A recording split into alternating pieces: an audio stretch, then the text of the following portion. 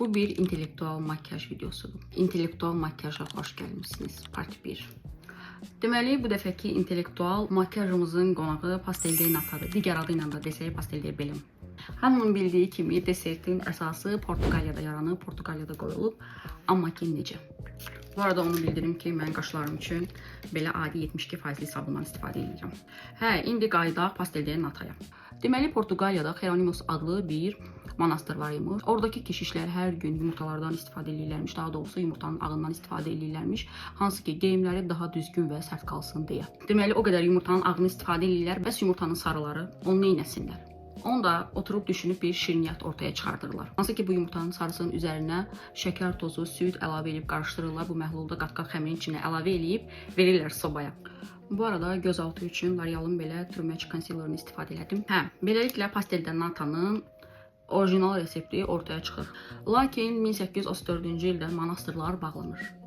Manastırlar bağlanandan sonra da nasıl ki həmin bu manastır var idi, Jeronimo manastırı.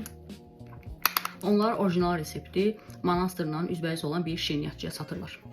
Və beləcə Pastel de Nata dünyaya yayılır.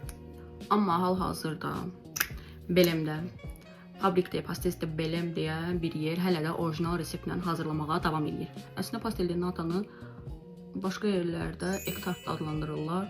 Biraz hal-hazırda reseptdən kənara da çıxa bilirlər. İstəyə uyğun üstünə darçın da əlavə edirlər. Mən darçından əlbəttə ki, daha çox sevirəm.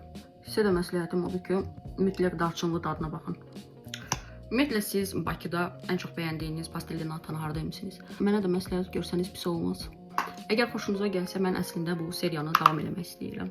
Fərqli məlumatlar bölüşmək istəyirəm sizinlə. Bu mənim günlük makyajımdır. Bəlkə də yazacaqlar ki, mən bunu toya eləyirəm, amma mənim günlük makyajım belədir. Siz istəsəniz toya da eləyə bilərsiniz. Bu qədər. Ümid edirəm bəyəndiniz və sizə sıxmadım. İzlədiyiniz üçün çox sağ olun.